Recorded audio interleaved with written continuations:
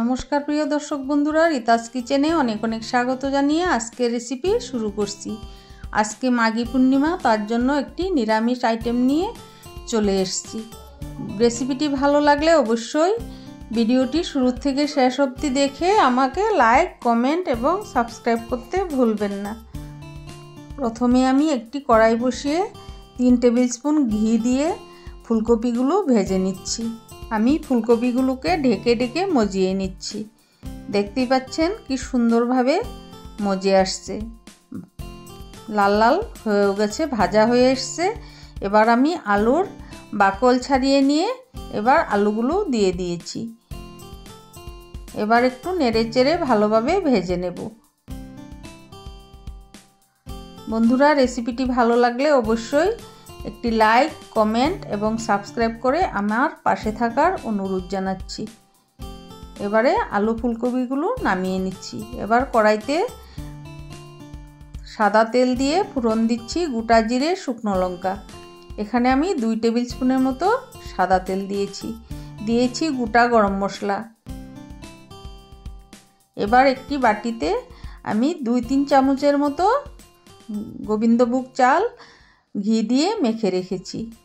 এদিকে আমি একটি মশলা দিয়ে দিলাম। এখানে ছিল টমেটো, কাঁচা লঙ্কা, আদা এবং সামান্য একটু জিরে বাটা।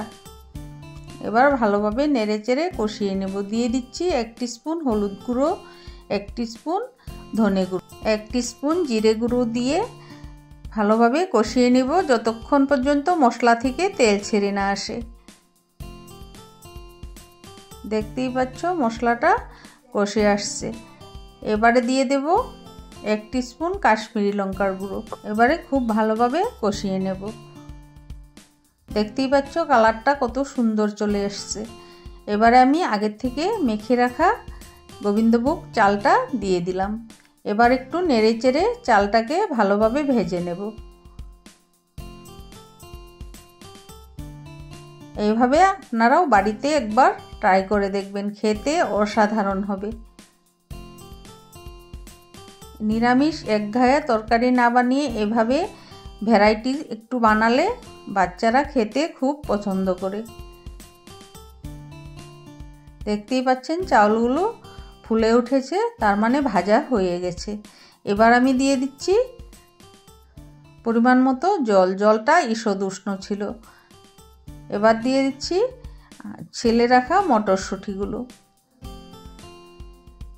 জলটা ফুটে উঠবে, এদিকে মটরশুঁটিগুলো সেদ্ধ হয়ে যাবে। প্রায় 5 থেকে 7 মিনিটের মতো ফুটিয়ে নেবার পর আমি দেখে নিচ্ছি চালটা সেদ্ধ হয়েছে কিনা। চালটা প্রায় 90% মতো সেদ্ধ হয়ে গেছে। এ পর্যায়ে আমি ফুলকপি আলুগুলো দিয়ে দিচ্ছি।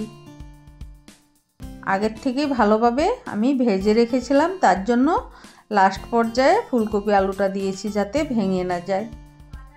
দেখতেই পাচ্ছ বন্ধুরা কত সুন্দর কালার চলে এসছে। নিরামিষ তরকারিটা একটু মিষ্টি মিষ্টি হওয়ার জন্য স্বাদ মতো চিনিটা দিয়ে দিলাম। একটু চিনি দিলে স্বাদের ব্যালেন্সটা ঠিকঠাক হয়। দেখতেই পাচ্ছ কত সুন্দর হয়েছে। এবার নামানোর আগে কাঁচা লঙ্কা দিয়ে দিলাম 3-4টের মতো, দিয়ে দিচ্ছি উপর থেকে গরম মশলা ছড়িয়ে। এবার গরম গরম সার্ভ করে নিলাম আজকের রেসিপি গোবিন্দভোগ চাল এবং ফুলকপি আলু মটরশুঁটি দিয়ে একটি নিরামিষ রান্না। রেসিপিটি ভালো লাগলে অবশ্যই লাইক কমেন্ট এবং সাবস্ক্রাইব করে আমার পাশে থাকার বিনম্র অনুরোধ জানাচ্ছি। ফিরে আসছি নতুন রেসিপির সাথে। ধন্যবাদ।